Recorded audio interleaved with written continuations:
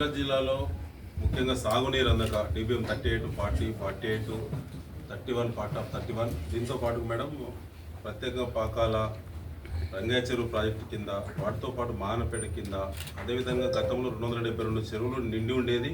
ఇప్పుడు చెరువులో కూడా సుక్క నీళ్లు రాలేదు మేడం. అంటే ఈ 3 డిబిఎం నుంచి గతంలో ఓటీలు ఉన్న ఓటీ నుంచి ఒక సుక్క నీరు కూడా బయటికి రాలేదు. రీజన్ ఏంటంటే డిబిఎం 38 సంబంధించి 925 క్యూసెక్స్ కెపాసిటీ గల కెనాల్ క్యారింగ్ కెపాసిటీ ఉంటే 500 క్యూసెక్లు దాటి ఈసారి ఈ సీజన్ మొత్తం నీళ్ళు ఇవ్వలేదు. సో నిన్న ప్రకటన కూడా అధికారికంగా ఇరిగేషన్ డిపార్ట్మెంట్ ప్రకటన కూడా చేసిండ్రు. 31st తోటి కెనాల్స్ అన్ని క్లోజ్ చేస్తున్నాం, ఇచ్చేది లేదు, మరొక స్పెల్ లేదు అని చెప్పారు. సో పంటలు ఇప్పుడు పరిస్థితి ఏంటంటే కొన్ని ఎండిపోయినాయి మేడం. మరికొన్ని ఇప్పుడు వివిధ పుట్ట దశలో వరి పంట ఉన్నది, మొక్కజొన్న మరొక 2 తాళ్ళకు మొక్కజొన్న పంట ఎదురు చూస్తూ ఉన్నది. దీనివల్ల ఇంకా తీవ్రమైన నష్టం జరిగే ప్రమాదం ఉన్నది. వెంటనే సర్వే నిర్వహించి నష్టపరిహారం ఇవాళ ఎకరాకు 25,000 రూపాయలు చొప్పున అనేటువంటిది బీఆర్ఎస్ పార్టీ యొక్క రిక్వెస్ట్ మేడం. దాంతోపాటు మాకు ప్రధానంగా బోనస్, ఇప్పుడు బోనస్ 500 రూపాయల బోనస్ అని ప్రభుత్వం గతంలో మాట ఇచ్చింది.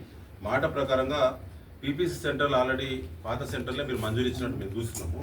సో పాత సెంటర్లలో ఎక్కడైతే ధాన్యం సెంటర్కి వచ్చిన ధాన్యం కాదమ్మా, ఇక్కడ కొత్త కల్చర్ ఏంటంటే పొలాల్లోనే రైతులు సెంటర్ రాకుండా కూడా ధాన్యం అమ్ముకుంటారు ప్రైవేట్ మార్కెట్.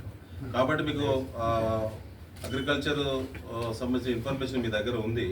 క్రాప్ బుకింగ్ పోర్టల్లో ఏ రైతు పేరు, ఎన్ని ఎకరాలు, ఎంత ఎక్స్టెంట్ అయితే నమోదై ఉన్నదో, ఏ రకమైన ధాన్యము ఎన్ని క్వింటాలు అయితే దిగుబడి వస్తుందో దాని క్వింటాలు ఇంటూ 500 చొప్పున రైతు ఖాతాలో వేయాలనేది బీఆర్ఎస్ పార్టీ యొక్క డిమాండ్ మేడం. దాన్ని దృష్టిలో పెట్టుకొని వాళ్ళు మా రాష్ట్ర పార్టీ పిలుపు మేరకు తమ రిప్రజెంట్ చేయడం జరుగుతుంది.